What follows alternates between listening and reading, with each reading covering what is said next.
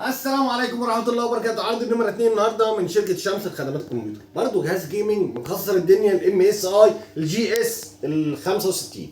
الجي اس 65 اجهزه استيراد فرز اول بحد الزيرو يا جماعه، زي ما انتم شايفين. اجهزه جيمنج استيراد الترا سليم، حاجه كده شياكه يعني.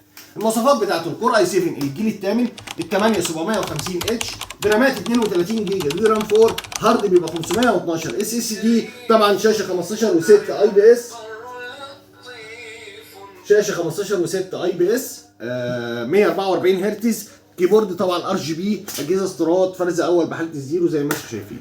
المواصفات بتاعته تاني: الكور اي 7 الجيل الثامن، ال 8 750 اتش، برامات 16 جيجا، برامات 32 جيجا، دي رام 4، هارد بيبقى 512 اس اس دي، كارت الفيجا بتاعه بيبقى العملاق الجي تي اكس ال 1070 بيبقى 8 جيجا وبيعلى مع الرامات زي ما انتم عارفين.